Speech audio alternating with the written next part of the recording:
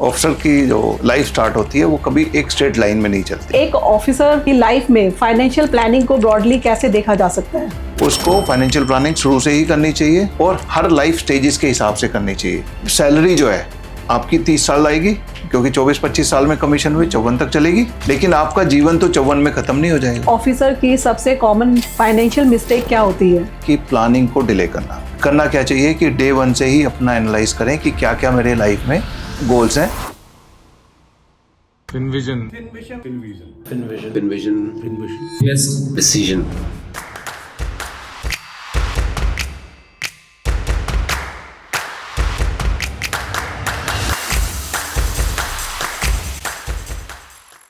जय हिंद दोस्तों, स्वागत है आपका फिनविजन के एक और इंसाइटफुल एपिसोड में। अक्सर जब हम अपनी फाइनेंशियल प्लानिंग करते हैं तो हम रिटायरमेंट, इंश्योरेंस, इन्वेस्टमेंट या टैक्स जैसे टॉपिक्स को अलग अलग देखते हैं, लेकिन एक ऑफिसर की लाइफ में फाइनेंशियल प्लानिंग को अलग अलग देखना इनफ नहीं होता, क्योंकि उनकी लाइफ में रेस्पॉन्सिबिलिटीज भी स्टेजेस के हिसाब से बदलती रहती है और उनके साथ फाइनेंशियल डिसीजन भी। अब सवाल ये आता है कि क्या एक ऑफिसर को अपनी प्लानिंग करंट नीड के हिसाब से करनी चाहिए या पूरी सर्विस लाइफ को देखकर। और इस टॉपिक को इजी और सिंपल वे में समझाने के लिए हमारे साथ जुड़ रहे हैं कर्नल संदीप महलवार, जो कि आर्मी वेटरन भी है और एक फाइनेंशियल एक्सपर्ट भी हैं। जय हिंद सर।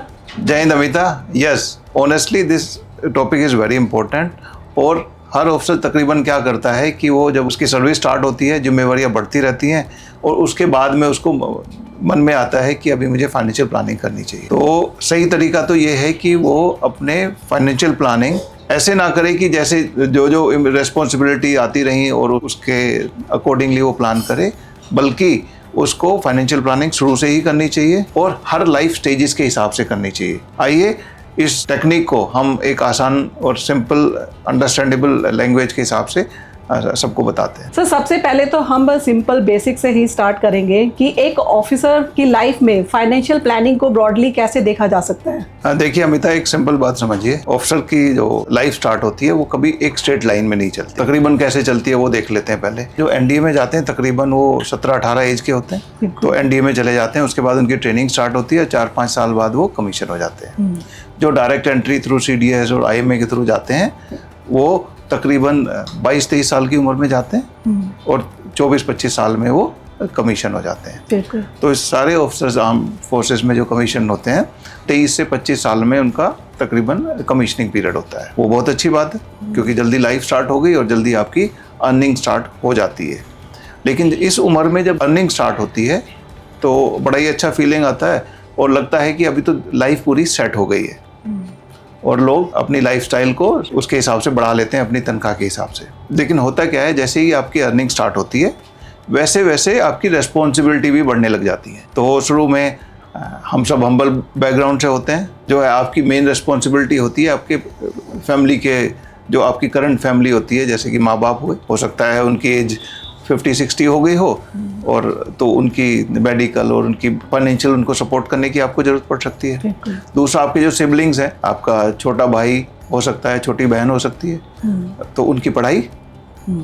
बाद में पेरेंट्स और फैमिली की पूरी जो है आपकी तरफ देखने लगते हैं कि भाई अभी हमारा बेटा लायक हो गया है, अभी वो कमाने लग गया है, तो उसका बाकी घर की जो जिम्मेवारियाँ अभी वो संभालेगा। जनरली ऑफिसर के ऊपर रेस्पॉन्सिबिलिटी आ जाती है कि छोटे भाई की पढ़ाई और सिस्टर की मैरिज में भी वो योगदान दे और उसकी रेस्पॉन्सिबिलिटी उठाए। तो ये होता है। उसके बाद में जब ये हो गया तो ऑफिसर इनिशियली कोर्सेज के लिए चला जाता है और बिजी रहता है, क्योंकि ट्रेनिंग उसकी कंटिन्यू रहती है अगले 2-3 साल तकरीबन, और उसके लिए सारा एनवायरनमेंट नया होता है, तो बिजी भी होता है। तो उसके ऊपर जिम्मेवारियाँ भी होती हैं और वो एक्सट्रीमली बिजी भी होता है ट्रेनिंग और वर्क रिलेटेड कमिटमेंट्स में। साथ साथ आपकी जो है तितर बितर जाती रहती है, क्योंकि आप तब तक अगर फाइनेंशियल प्लानिंग नहीं करते हो। बिल्कुल। और जैसे ही आप 30 के आसपास पहुंचते हो तो आपकी मैरिज हो जाती है। तो मैरिज हो जाती है तो उसमें भी खर्चा होता है और आपकी खुद की एक फैमिली स्टार्ट हो जाती है। और तकरीबन अगर शादी आपकी 30 ईयर्स में हुई तो तकरीबन 33 साल के करीब आपका पहला बच्चा होगा, उसमें भी खर्चा होगा। बिल्कुल। हालांकि आर्मी में और डिफेंस फोर्सेस में इस खर्चे को काफ़ी हद तक ऑर्गेनाइजेशन झेल लेता है, क्योंकि आपकी सब कुछ एमएच वगैरह में हो जाता है। तो दूसरा बच्चा तकरीबन 35-36 ईयर्स में होगा, फिर वो बच्चों की पढ़ाई स्टार्ट हो जाती है और इसी दौरान आपने जेसी कोर्स और मिडिल लेवल कोर्स स्टार्ट हो जाते हैं और हो सकता है आप स्टाफ कॉलेज, क्योंकि सब कोई करना चाहता है, तो स्टाफ कॉलेज भी तकरीबन आपका 35 साल की उम्र में हो जाता है। तो उसके बाद में आप तकरीबन 38-39 ईयर्स में लेफ्टिनेंट कर्नल बन जाते हो। तो यहाँ तक तो सब कुछ स्मूथ चलता रहता है और आप तकरीबन कैरियर के पीक पे होते हो उस टाइम। और उसके बाद में आपका 40 ईयर्स के बाद में जो है आपका सिलेक्शन गेट स्टार्ट हो जाता है। तो कुछ लोग प्रमोशन ले लेते हैं और कुछ को प्रमोशन नहीं मिल पाता है, क्योंकि हमारा स्ट्रक्चर वो काफ़ी पिरामिड है। और अगर 100 लोग कमीशन होते हैं तो तकरीबन 35 से 40 लोग ही आगे वो फुल कर्नल की रैंक प्राप्त कर पाते हैं, बाकी उसी स्टेज पे रह जाते हैं। बिल्कुल। और फिर हमें चिंता हो जाती है कि भाई अभी सेकंड करियर का क्या होगा, क्योंकि जो वर्टिकली ऊपर चल रहा है वो तो करियर में चालू रहेगा, लेकिन जो सुपरसीड हो जाते हैं वो अपना सेकंड करियर का भी उनको सोचना स्टार्ट हो जाता है। तो ये जो आपका इनिशियल 15-16 साल होते हैं ये काफ़ी इंपॉर्टेंट होते हैं। हमें लगता रहता है, ऑफिसर को लगता रहता है कंफर्टेबली हमारी तनख्वाह भी स्टेज वाइज बढ़ रही है और करियर भी ठीक चल रहा है, क्योंकि आप मेन स्ट्रीम में हो तब तक। तो हम इनवेरिएबली हमारी लाइफस्टाइल बढ़ती चली जाती है, जैसे तनख्वाह होता है हमसे प्लानिंग मिस हो जाती है। लेकिन सही तरीका तो ये है कि आप डे 1 से ही अपनी प्लानिंग स्टार्ट कर दें और हर स्टेज के लिए प्लानिंग करें, क्योंकि अगर तकरीबन 60 to 70% लोगों ने अगर सुपरसीड होके सेकंड करियर देखना ही है, उनमें से जनरली लोग पीएमआर ले लेते हैं, तकरीबन 42 से 45 साल की उम्र में पीएमआर लेते रहते हैं लोग। तो अगर ये रियलिटी है तो क्यों ना हम हर स्टेज के लिए डे 1 से ही प्लानिंग स्टार्ट कर लें, क्योंकि फौज में तो वैसे भी हम कंटिजेंसी प्लानिंग तो करते हैं। एक प्लान ए होता है, एक प्लान बी होता है और प्लान सी भी होता है। तो अपनी लाइफ के लिए हम क्यों नहीं प्लानिंग करें, क्योंकि प्लान ए प्लान बी तो हमने पीओपी डे से देखा है कि जब हमारी एनडीए में आईएमए में पीओपी हुई तो एक प्लान ए था, एक प्लान बी था। प्लान ए अगर वेदर नॉर्मल रहता, सब कुछ नॉर्मल रहता तो प्लान ए होता। अगर उस दिन तेज बारिश हो गई होती तो हमारी इंडोर पीओपी होती, एनडीए में भी आईएमए भी। तो अगर ऑर्गेनाइजेशन इतनी अच्छी तरह प्लान करता है तो एक इंडिविजुअल को भी करना चाहिए। इसके बाकी पहलू हैं वो हम आगे डिस्कस करते हैं। तो इसका मतलब कि सर शुरुआत में अर्निंग स्टार्ट होती है और धीरे धीरे इस अर्निंग पर जिम्मेदारी की लेयर बाय लेयर ऐड होती रहती है। सही बात है कि हमारी जब स्टार्टिंग करियर होता है तो हमारी कुछ एस्पिरेशंस तो होते हैं, लेकिन हमारी तनख्वाह आने लगती है और हमें कंफर्टेबल फील होने लगता है और लाइफ चलती रहती है। क्योंकि लोग प्लान नहीं करते तो इसलिए जो है उनकी जैसे रिस्पॉन्सिबिलिटी आती है उसको वो कंप्लीट करने की कोशिश करते हैं विदाउट एनी प्लानिंग। फिर सडनली जैसे मैंने बताया वो 38-39 ईयर्स में उनका प्रमोशन होने लगता है। अगर प्रमोशन नहीं होता है तो अपना वो सेकंड करियर के बारे में सोचना शुरू कर देते हैं और जैसे ही 42-43 के आसपास पहुंचते हैं तो उन्हें सडनली रियलाइज़ होता है कि भाई रेजिमेंटल लाइफ तो पूरी हो गई, अभी वो रिटायरमेंट का भी सोचने लगते हैं। लेकिन रिटायरमेंट तो आपको डे 1 से पता होता है, जब आप 23-24 साल में कमीशन होते हो कि 54 के आसपास तो हमारा रिटायरमेंट हो ही जाएगा, तब वो दूर लगता है। तो यंग एज में रिटायरमेंट एक दूर का टॉपिक लगता है, दूर का एस्पेक्ट लगता है। हमें टाइम लगता है कि हम तो रिटायर होंगे ही नहीं, क्योंकि यंगस्टर्स को तो यही फील होता है कि वो कभी रिटायर नहीं होंगे, कभी बूढ़े नहीं होंगे। लेकिन वो रियलिटी है, वो 40-42 साल की उम्र में वो आपको हिट करती है। देन सडनली आप फ्लैप करते हो कि भाई अभी क्या करें, और सडनली आप प्लानिंग स्टार्ट करते हो, क्योंकि रिटायरमेंट प्लानिंग एक दिन में नहीं होती, रिटायरमेंट कॉर्पस एक दिन में नहीं होता। और आपकी ये स्टेजेस में तो आपने गुजरना ही पड़ेगा। तो डे 1 से ही आप एनालाइज कर लें कि भाई क्या क्या मेरी स्टेजेस होंगी, कैसे कैसे मेरा नॉर्मली लाइफ चलेगा, और उसके लिए डे 1 से ही प्लान करें, वो एक बेटर तरीका है। अच्छा सर, रिटायरमेंट में लोग सोचते हैं कि लाइफ सॉर्टेड है क्योंकि पेंशन तो मिलती ही है, तो क्या ये एक प्रैक्टिकल सोच है? Yes, we are lucky in armed forces that we get pension. As soon as we serve more than 20 years, we are entitled for pension, which depend on the number of years you serve. बिल्कुल। क्योंकि आपकी last पे से decide करते हैं आपकी, क्योंकि last पे का 50% पेंशन होता है, तो लास्ट पे डिसाइड करती है कि आपको पेंशन कितनी मिलेगी। वो एक बहुत अच्छी एसेट है हमारे पास और हम लकी हैं कि हमारे पास पेंशन है। लेकिन क्या पेंशन से पूरा काम चल जाएगा? Answer is no. तो पहली बात तो ये समझ लें कि आप किस स्टेज में हैं। और आर्मी में जो रिटायरमेंट है वो एक्चुअली सुपरएनुएशन बोलते हैं उसको, वो 54 ईयर्स में हो जाता है। अभी 54 ईयर्स में आप देखिए, आपकी मैरिज तकरीबन 30 साल में हुई, आपका पहला बच्चा 33 साल, दूसरा बच्चा अराउंड 35-36, तो 54 में आप सुपरएनुएट हो रहे हो। तो 54 ईयर में पहला बच्चा अगर आपका वो 33 साल में भी हो गया तो 21 साल का होगा, तो वो ग्रेजुएशन में ही होगा। और दूसरा बच्चा तो शायद 18 साल का है तो अभी ग्रेजुएशन में जा रहा होगा। तो आपकी मेन लाइफ में जिम्मेवारियां क्या होती हैं कि भाई मेरे पास एक घर हो, मेरे पास अपना गुजारा चलाने के लिए स्ट्रीम ऑफ इनकम हो जिसमें आपकी पेंशन काम कर सकती है। अभी उसकी बात हम लेटर करेंगे कि वो पेंशन में अकेले क्या आपकी लाइफस्टाइल मेंटेन हो जाएगी, उसका हम डिस्कस करेंगे। दूसरा, बच्चों की पढ़ाई तो आपकी जिम्मेवारी है, तो क्या वो बच्चों की पढ़ाई पूरी हो गई? क्योंकि बड़ा बच्चा भी ग्रेजुएट भी नहीं हुआ है शायद और आप सुपरएनुएट हो गए, तो वो जिम्मेवारी पूरी नहीं हुई। अगर दूसरा बच्चा है तो उसकी भी पढ़ाई, उसका तो ग्रेजुएशन स्टार्ट होना है अभी, और ग्रेजुएशन में ही मेन खर्च आता है। दूसरा, अभी दोनों बच्चों की, मान लीजिए एक बेटा बेटी हैं, दोनों की शादी तक तो आपकी जिम्मेवारी, तो वो एक बड़ा खर्चा आने वाला है। तीसरा क्या है, अगर हम लकी हैं और हमारे बच्चे लायक हैं और वो सभी के हो जाते हैं, क्योंकि आर्मी में थोड़ा डिसिप्लिन बच्चों में भी आ जाता है, लेकिन अगर नहीं हुआ तो उनको सपोर्ट भी करना है। कोई एंटरप्रेन्योरशिप करना चाहते हैं, कोई बिजनेस करना चाहते हैं, तो उसमें भी शायद पैसे की जरूरत होगी, तो वो तो जिम्मेवारी अभी पूरी नहीं हुई। आपके पास हो सकता है AWHO से लिया हो या वैसे लिया हो, आपने एक घर ले लिया होगा, और हर साल सबको पता है कि वो 10 से 15 साल में आपको गाड़ी भी चेंज करनी पड़ती है, और गाड़ी भी आज के दिन 15-20 लाख की तो कम से कम आती ही है।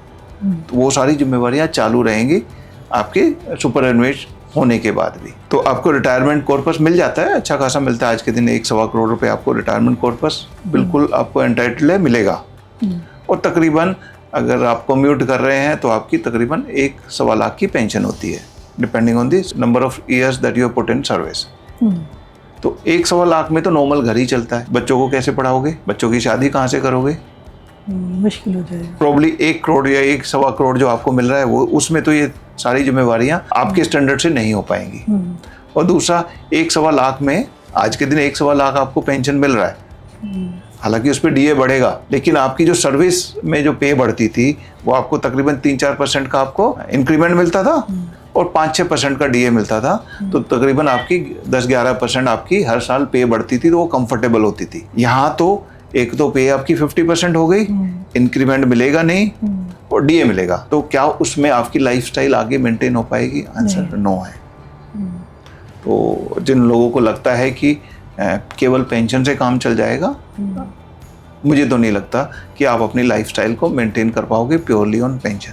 और दूसरा, इसका एक और पहलू मैं बता दूं आपको कि पेंशन रूल्स एंड रेगुलेशंस तो पिछले 50 साल में चेंज हुए नहीं, लेकिन हमारी लाइफ एक्सपेक्टेंसी इंडियंस की चेंज हो गई है। क्योंकि अगर डाटा देखें तो 1940s और 1950s जब हमें इंडिपेंडेंस मिला तो हमारी लाइफ एक्सपेक्टेंसी 40-42 साल होती थी। तो 50-60 ईयर्स बैक अराउंड इंडिपेंडेंस हमारी लाइफ एक्सपेक्टेंसी 40-42 साल थी। आज के दिन life expectancy national average is around 69-70, and क्योंकि आर्म्ड फोर्सेस में हम फिट होते हैं, हेल्दी लाइफ जीते हैं और हेल्दी खाना खाते हैं और फिटनेस पे विश्वास रखते हैं, तो हमारे लिए तो वो तकरीबन 85-90 ईयर्स है। तो उस टाइम पे आज से 20-30-50 साल पहले शायद प्योर पेंशन पे काम चल जाता था, क्योंकि आप रिटायरमेंट और सुपरएनुएशन के बाद कुछ ही साल जीते थे। आज के दिन आप 35-40 साल पोस्ट सुपरएनुएशन जियोगे, तो शायद लाइफस्टाइल मेंटेन नहीं हो पाएगी। तो दोस्तों, आगे बढ़ने से पहले अगर आपने हमारे इस चैनल को सब्सक्राइब नहीं किया है तो सब्सक्राइब कर लीजिए, क्योंकि ऐसी इंफॉर्मेटिव वीडियोस हम इस चैनल पर लाते रहते हैं। आपके लिए तो ये सब्सक्रिप्शन फ्री है, पर हमारे लिए ये बहुत ही बड़ा मोटिवेशन का काम करता है।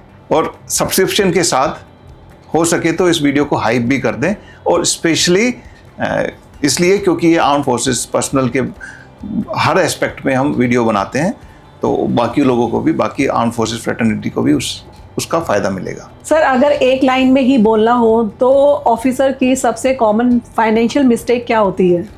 ऑफिसर की और हम सभी की सबसे बड़ी मिस्टेक होती है कि प्लानिंग को डिले करना। क्योंकि जब हमारी लाइफ स्टार्ट होती है या अर्निंग लाइफ स्टार्ट होती है, तब हमें लगता है कि अभी रिटायरमेंट और ये बाकी गोल्स तो बहुत दूर हैं, और जब ये गोल्स का टाइम आएगा तब देखेंगे, तो वो नहीं करना चाहिए। तो 25 में लोगों को लगता है कि रिटायरमेंट दूर है, ध्यान रहे कि वो 30 साल ही दूर है। और जैसे ही लाइफ स्टार्ट होती है, 30s आते हैं, तो आपकी सैलरी बढ़ती रहती है, अर्निंग्स बढ़ती रहती हैं, उसी हिसाब से हमारे लाइफस्टाइल और खर्चे बढ़ते रहते हैं, और तकरीबन उसमें मेजॉरिटी अननेसेसरी होता है जिसको हम अवॉइड भी कर सकते हैं। तो हमें करना क्या चाहिए कि डे 1 से ही अपना एनालाइज करें कि क्या क्या मेरे लाइफ में गोल्स हैं। जैसे कि आपने अर्निंग स्टार्ट करी तो आपके मेजर गोल्स तकरीबन 6-7 ही होते हैं सबके, कि अगर आपके पास घर नहीं है, अगर है भी तो आपने घर को अपग्रेड करना है, गांव में है तो शहर में बनाना है, शहर में छोटा है तो बड़ा बनाना है। अगर एक घर है आपके पेरेंट्स के पास, आप 2-3 सिबलिंग हैं, तो एक ही के पास जाएगा वो, आपको दूसरा ऑल्टरनेटिव। तो एक घर होता है, बिल्कुल। दूसरा शादी होती है, उसमें खर्चा होता है। तो शादी होती है तो बच्चे होते हैं, एक बच्चा है या 2 बच्चा जो आप प्लान कर रहे हो, तो उनकी पढ़ाई में 12th तक तो हो जाती है इंसिडेंटली, लेकिन ग्रेजुएशन एंड फिर उन दोनों बच्चों की मैरिज। तो ये तकरीबन ये गोल हो गए बच्चों के। उसके बाद में आपने टाइम टू टाइम अपनी गाड़ी को चेंज करना है, अपग्रेड करना है, तो वो एक स्टेज होती है। और एक दिन तो आपने रिटायर हो जाएंगे। अगर आप कैरियर में अच्छा करते रहे और अच्छा करोगे आप, तो आप जनरल बन के रिटायर हो जाओगे, तो भी तो 60 पर रिटायर हो जाओगे। ठीक है, अगर आप प्रमोशन नहीं ले पाए तो आप 54 में सुपर एनुएट हो जाओगे। अगर आपने सेकंड करियर देखना है तो 40-42 के बाद देखना स्टार्ट करना पड़ेगा, क्योंकि तब तक आपकी पेंशनेबल भी हो जाएगी अगर आप परमानेंट कमीशन है। और अगर आप शॉर्ट सर्विस कमीशन है तो आपका रिटायरमेंट 10 साल से स्टार्ट हो जाता है, तो आप 35 में रिटायर हो जाएंगे फौज से। अगर आपका 14 ईयर्स चलेगा तो 39 के आसपास। तो ये सब स्टेजेस हैं, इनको स्टेजेस को आपने जो है टेक कंट्रोल करना है, इनको आइडेंटिफाई करना है कि what are the stages that will actually matter to you और will happen to you and which are relevant to you. इन सारों को क्वांटिफाई करना है, उनके हिसाब से अपनी जो इनकम आ रही है उन इन बकेट्स बना के, इन गोल्स के बकेट के हिसाब से आपकी इनकम जानी चाहिए। तो आपने फाइनेंशियल प्लानिंग डे 1 से करना चाहिए। डे 1 से पूरी विजिबिलिटी नहीं होगी एंड देयर आर, इसलिए फाइनेंशियल प्लानिंग को हम बोल जाते हैं it's a on going process, it is not one time process. लेकिन आप स्टार्ट तो करिए, एक परफेक्ट प्लान का वेट ना करके स्टार्ट करना ज़रूरी है। उसको जैसे ही लाइफ में बदली होगी या लाइफ में जो भी चेंजेस आएंगे, तो जो रिक्वायरमेंट्स आएंगी उनको हम अकोमोडेट करते रहेंगे, अलाइन रीअलाइन करते रहेंगे अपने फाइनेंशियल प्लान को, लेकिन स्टार्ट तो करें और प्लानिंग से करें तो बेटर होगा। आप पीसफुली सब कुछ लाइफ के गोल्स भी अचीव कर पाएंगे और आपका कैरियर भी अच्छा चलेगा।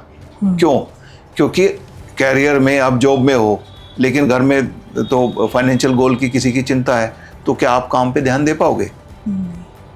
आपका मन तो उधर ही रहेगा ना कि भाई ये जरूरत आने वाली है, ये इमरजेंसी आ गई है, या अभी ये खर्चा आने वाला है, उसका पैसा कहाँ से आएगा। लेकिन अगर उसको आपने टेक केयर किया हुआ है, उसके लिए प्लान किया हुआ है, तो आप कैरियर पे भी ध्यान देंगे, कैरियर भी अच्छा चलेगा और फाइनेंशियल फ्रीडम तो बहुत जल्दी आ ही जाएगा। फाइनेंशियल गोल तो अचीव हो ही जाएंगे अगर आप प्लान करोगे। तो planning is a must and planning should happen on the day 1। It should have actually happened yesterday and the second best day is today. तो नहीं किया है तो आज कर लें, क्योंकि ये फाइनेंशियल प्लानिंग का for the armed forces officers specifically बहुत ही इंपॉर्टेंट है, और जिसको हम जनरली नेगलेक्ट करते रहते हैं। तो हम इंश्योर करेंगे इसके बारे में आपको डिटेल में समझाएं, जो कि इस वीडियो में तो पॉसिबल नहीं है, तो इसलिए हम इसको 2-3 वीडियो में बनाएंगे। तो आप इंश्योर करें कि चैनल को सब्सक्राइब कर दिया है, बेल आइकन प्रेस कर दिया है, जिससे कि आपका अगला वीडियो तकरीबन नेक्स्ट मंथ आएगा, वो आपको जल्दी से जल्दी नोटिफाई हो जाए और आप उसको देख के अपना फाइनेंशियल प्लानिंग कर सकें।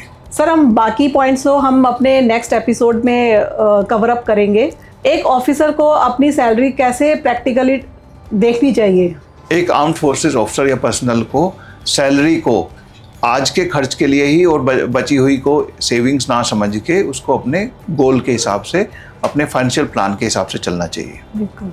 क्योंकि जैसे मैंने डिस्कस किया कि ये आपके लाइफ के इंपॉर्टेंट फाइनेंशियल गोल्स होंगे जो आप अचीव करना चाहोगे और बहुत ही जल्दी आ जाएंगे वो, और आपके पास डे 1 से टाइम भी है और आगे आगे सैलरी बढ़ती भी रहेगी। तो आप प्लान के हिसाब से चले, क्योंकि सैलरी जो है आपकी 30 साल आएगी, क्योंकि 24-25 साल में कमीशन हुई 54 तक चलेगी। बिल्कुल। लेकिन आपका जीवन तो 54 में खत्म नहीं हो जाएगा, वो तकरीबन 90-95 तक ईयर्स चलेगा। तो आपका 30 ईयर्स ऑफ जो सैलरी आएगी वो it should cater for 35 to 40 years after you superannuate. तो आप आज जो इस साल आपकी सैलरी आ रही है, तो वो इस साल के खर्चे के लिए ही ना हो, बल्कि 1 से 1.25 साल पोस्ट सुपर एनुएशन के लिए भी आपकी जरूरत पूरी सके। तो उस हिसाब से आपने उस सैलरी को स्ट्रक्चर करना है। आज के खर्चा हुआ, उसके बाद में रिटायरमेंट आने से पहले आपके कई सारे लाइफ गोल्स होंगे, बच्चों की पढ़ाई, बच्चों की शादी, कार चेंज, घर खरीदना, घर चेंज करना और घूमना फिरना भी है। तो उसके लिए भी आपने बकेट्स बना के सेव करना है। यह शुरू में आपको लग सकता है, क्योंकि जब एक ऑफिसर की सैलरी स्टार्ट होती है, आज के दिन एक जो न्यूली कमीशन ऑफिसर है लेफ्टिनेंट, तो उसकी सैलरी तकरीबन 90,000 के करीब है। तो आपको लगेगा कि अमाउंट छोटी है। जब लोग डिले कर देते हैं कि भाई जब अमाउंट बड़ी हो जाएगी तो लोग सोच लेते हैं कि अभी तो मेरे पास ये खर्चे हैं, अभी तो सैलरी भी कम है, जब सैलरी बढ़ जाएगी कुछ साल बाद तब मैं इन्वेस्ट करूंगा। वो नहीं करना चाहिए। आपको वो सैलरी भले ही कम लग रही है, लेकिन आपको उसका कुछ प्रपोर्शन 20, 30, 40% अगर सेव करके इन्वेस्ट कर लोगे राइट एसेट्स में और राइट तरीके से, तो आपको वो बहुत इंपॉर्टेंट रोल प्ले करेगा आपके लाइफ गोल्स अचीव होने में। क्योंकि जो आपका कॉर्पस बनता है वो केवल इन्वेस्टमेंट अमाउंट से नहीं बढ़ता, उसमें टाइम भी एक फैक्टर होता है, रेट ऑफ रिटर्न होता है। तो आपके पास टाइम है तो आप कंपाउंडिंग का भरपूर फायदा उठा सकते हो अगर आप टाइम से स्टार्ट करोगे। और आज आपने जिस अमाउंट से स्टार्ट किया, धीरे धीरे आपकी सैलरी बढ़ेगी, तो जो सैलरी एनुअल इंक्रीमेंट 10-12% मिल रहे हैं और आपको प्रमोशन के बाद में जो पे स्केल चेंज हो रहा है, उसको केवल लाइफस्टाइल अपग्रेडेशन में ना लगाएं। आप अपने गोल्स के हिसाब से भी, या एडिशनल गोल्स या एडिशनल अमाउंट कॉर्पस किसी और गोल के लिए भी आप सेव करना शुरू करेंगे। बाद में उस गोल को आपने यूटिलाइज नहीं किया तो उसको किसी और गोल में शिफ्ट कर सकते हो, या आपका एक बफर कुशन भी बन सकता है। तो उस हिसाब से करें। इसको हम अगले वीडियो में आपको क्वांटिफाई करके बताएंगे कि एक ऑफिसर अपना 24 साल में जब कमीशन हुआ, उसकी सैलरी के हिसाब से हम नंबर्स में आपको डिस्क्राइब करके बताएंगे कि आप अपना 20-30% of the salary component invest करके भी लाइफ के सारे गोल अचीव कर सकते हो। और हो सकता है अगर आपने वो किया तो आपको 40-45 साल में ही फाइनेंशियल फ्रीडम मिल जाए और आपको सेकंड करियर की ज़रूरत ही ना हो। आप अपनी लाइफ उसके बाद अपने शर्तों पे जी सकते हैं, बल्कि and not on the conditions of the employer. और आप अपना बिजनेस भी स्टार्ट कर सकते हैं। और अगर किसी ने उस हिसाब से किया होता, ऐसा नहीं है कि किसी ने नहीं किया, कुछ लोगों ने किया है, स्मार्ट लोगों ने किया है। अगर आपने वो किया तो आप मिडिल एज में ही अपना फाइनेंशियल फ्रीडम अचीव कर लोगे और आप टेंशन फ्री ज़िंदगी जियोगे। और क्योंकि आपका फाइनेंशियल फ्रीडम होगा, फाइनेंशियल चीज़ों में आपका माइंड नहीं मिंगल्ड होगा, तो आपका कैरियर भी अच्छा चलेगा, क्लैरिटी ऑफ थॉट भी रहेगी, काम पे फोकस भी रहेगा और लाइफस्टाइल अच्छी जिएंगे आप। कुल मिला के बात यह है कि सैलरी को केवल आज के खर्चों के हिसाब से मत देखिए। अपने गोल्स डिसाइड करिए, गोल्स को क्वांटिफाई करिए और उस हिसाब से हर गोल की एक बकेट बनाइए और उनमें उसको इन्वेस्ट करिए। तो जो सैलरी आ रही है उसमें से पहले इन्वेस्टमेंट निकालो, सेविंग्स निकालो, उसके बाद में जो बचा है उस पर करंट लाइफस्टाइल को बेस करो। तो दोस्तों, आज की डिस्कशन से हमें ये क्लियर हो जाता है कि जब ऑफिसर की अर्निंग स्टार्ट होती है तो उसके साथ साथ उसकी रेस्पॉन्सिबिलिटी भी बढ़ने लगती है। और अगर लाइफ के प्लानिंग को अलग अलग स्टेजेस के हिसाब से देखा जाए तो काफ़ी चीज़ें क्लियर हो जाती हैं। फ़र्क सिर्फ इतना ही होता है कि कुछ लोग पहले से ही इसके लिए प्रिपेयर्ड होते हैं और कुछ बाद में प्रेशर फील करते हैं। बिल्कुल अमिता, सही तरीका तो ये है कि आप डे 1 से ही अपने लाइफ स्टेजेस के हिसाब से फाइनेंशियल प्लानिंग करें और उसको हम अगले वीडियो में दिखाने वाले हैं। आपको पूरा प्रैक्टिकली बताएंगे कि कितनी अमाउंट कहाँ डालना है, किस गोल के लिए डालना है, जिससे कि आप अपने सारे लाइफ के गोल्स मिडिल एज में ही अचीव कर पाओ। तो जुड़े जरूर रहिएगा फॉर द नेक्स्ट एपिसोड, वो जल्दी ही आने वाला है। So don't forget to like, share, subscribe and hype this video and also share it with other people in the fraternity so that they can also benefit. So see you in the next video soon. Till then, bye.